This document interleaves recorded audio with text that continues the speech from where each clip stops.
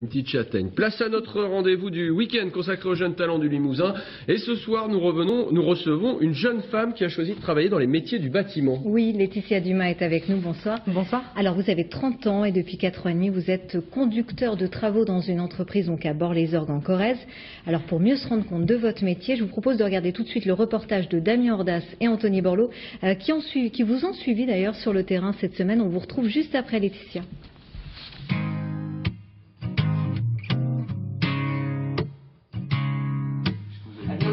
Laetitia n'est pas du style à rester cloîtrée dans son bureau. Aujourd'hui, réunion de chantier à la Courtine sur un centre pour personnes âgées handicapées. Laetitia est conducteur de travaux dans une entreprise de plâtrerie et de peinture. Ce matin, tous les corps de métier sont réunis avec l'architecte pour faire le point sur l'avancée du projet. Au milieu des hommes, elle doit s'imposer mais aussi être à l'écoute, comme ici, avec l'architecte. Il faudra garder les montables en partie basse. En partie basse où on peut peut-être couper la partie basse. Voilà, qu'ils puissent quand même faire leur plancher chauffant, si les plans-plis n'ont pas terminé, qu'ils puissent continuer à travailler, c'est ce que j'ai dit à mes gars.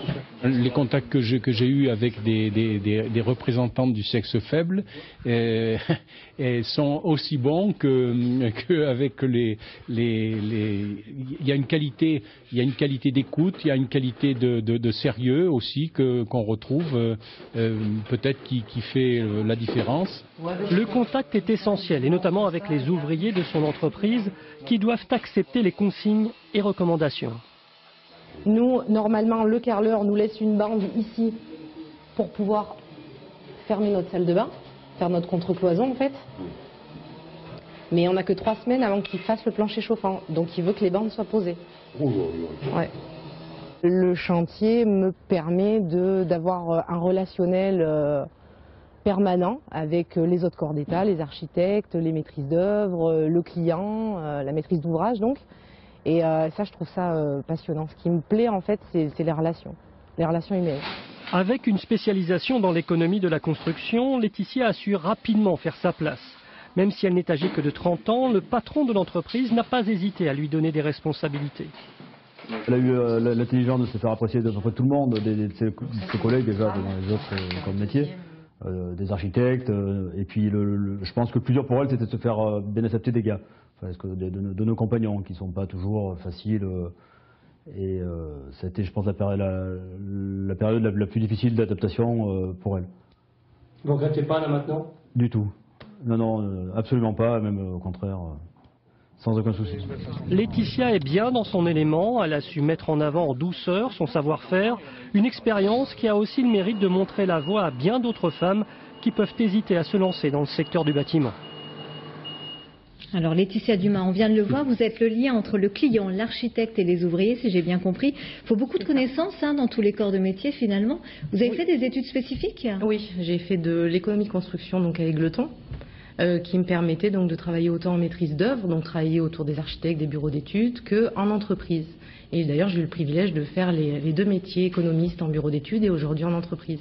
On va quand même vous faire réagir. Dans le reportage, on entendait parler du sexe faible. Oui, par l'architecte. Est-ce que vous avez eu affaire à des réflexions désobligeantes? C'est un secteur quand même assez viril. Non, j'ai pas eu de réflexion désobligeante ou méchante, jamais. Bien sûr, quand vous démarrez dans cette profession, en plus en tant que femme et débutante, on va essayer de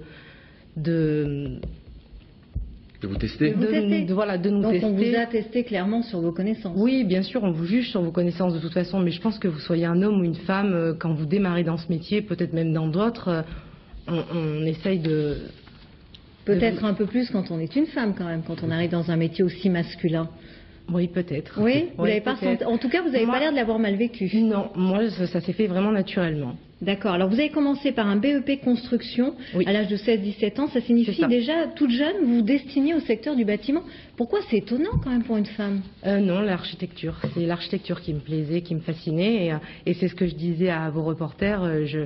J'avais peut-être pas le coup de crayon ou l'âme artistique, donc j'ai choisi finalement de rentrer plus dans le technique du bâtiment, d'où l'économie de construction que j'ai choisi comme spécialité. Qu'est-ce qui vous a motivé? Qu'est-ce qui m'a motivé? Ça me plaisait. Ça me plaisait l'architecture, tout simplement. C'était ça en fait, ce secteur. Ouais. Quel conseil vous donneriez aujourd'hui pour finir aux femmes qui s'intéressent au secteur du bâtiment? Faut y aller, faut foncer? Si vous aimez ça, faut foncer. Il n'y a pas de souci. Aucun non. regret de votre part? Hein. Aucun. Et la crise en ce moment, vous la sentez? Non, pas trop encore. Bon. Enfin, j'espère.